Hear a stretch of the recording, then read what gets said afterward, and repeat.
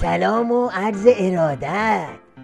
آقا موشکاف امشب تو نخ طلسم خرد خاک شیر شده علی گداست.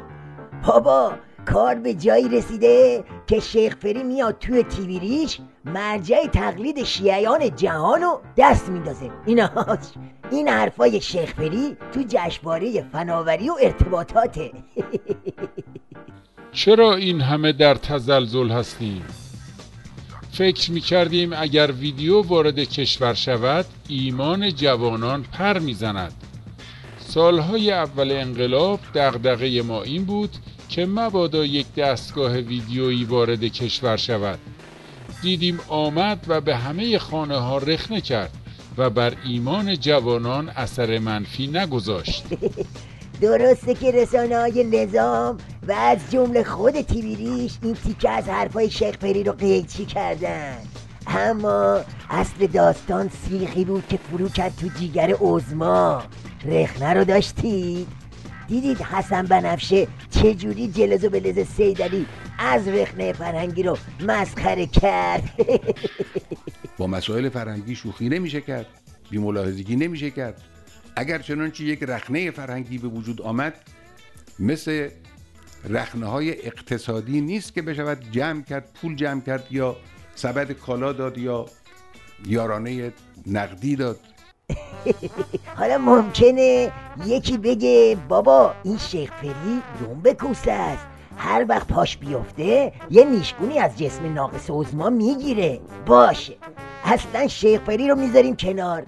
آقا این زهر لاکردار کاری کرده که شربت مداری هم واسه سیدعلی شاخ شده. بفرمایید. ورق پاره کیهان و جفتک شربت مداری به پک و پهلوی عظما.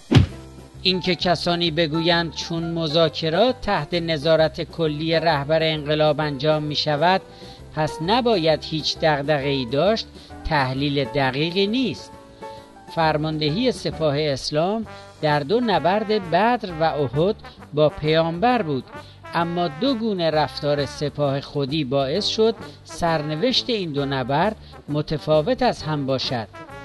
در جنگ جمل و صفین نیز فرماندهی با امیر مؤمنان بود، اما به اعتبار عملکرد متفاوت برخی فرماندهان میانی و لشکریان این 2 جنگ پایان متفاوتی پیدا کرد. از کج ساییدن‌های تاریخی این شربت مداری که بگذریم، اصل داستان چیزی نیست جز جفت پا گرفتن دلواپسان نظام واسه ولی امرشون. یه طلسم شکستگی میگفتیم، یه طلسم شکستگی دیدیم. خاک تو گورت علی گدا، این اقتداره یا عبدالخیار؟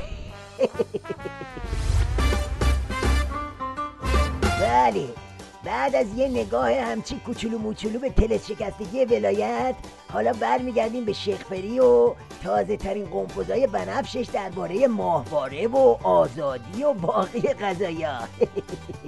بعدها قصه دیگری شروع شد که با ماهواره ها چه کنیم؟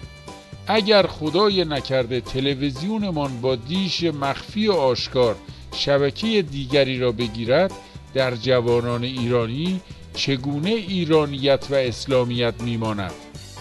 آمدیم و در پشت بام ها و بالکن ها با آن مبارزه کردیم، اما تأثیری نداشت.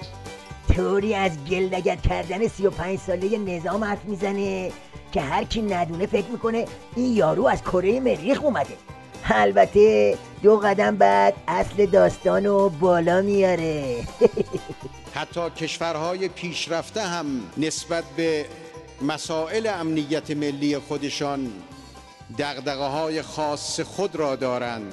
ما در زمینه سیاسی مصلحت ما فقط امنیت ملی و اسرار ملی است و نه چیز دیگر. آخه بنفشک، مگه تو همین 35 سال به اسم اسرار ملی و امنیت ملی خون مردم رو تو شیشه نکردی؟ حالا چی شده؟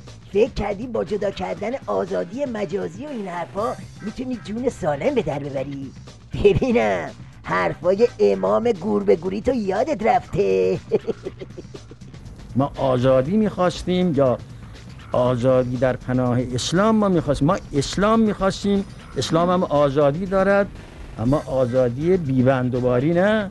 بله، اون کفن پاره الان داره تو جهنم همینجوری جلد بلز میکنه و از راه دور واسه کوسه و شیخفری و سوپاپ اعتدالیشون خط و نشون میکشه. نباید به خودتون بیایید که دیگه تو روزنامه‌تون این غلط ها رو نکنن. روزنامه ها میخوان که من یک وقت صدام در بیاد همشون را ببندم. آره نمیگیرید. مکرر من گفتم بهشون چرا نمیگیرن جلو روزنامه ها را؟ من بگیرم جلوش را؟ راستی موشکاف یه فیلم دیگه هم از اون دجال گور به گوری پیدا کرده. اینو یادتونه؟ زبون حال خرمهره های نظامه. مردم ایران بیدار باشید، مسلمین بیدار باشید. اگر خدای نخواسته خللی واقع بشد در این صف فشرده مسلمین، در این صف فشرده ملت ایران خطر در پیش است. فشرده کجا بود؟ کدوم فشرده؟ بیا ببین صف پسموندهات شده یه چیزی تو مایه های فیرینی. اما اینا رو بل کنی، خطر در پیش است، خطر در پیش است. اصل حرف همین است.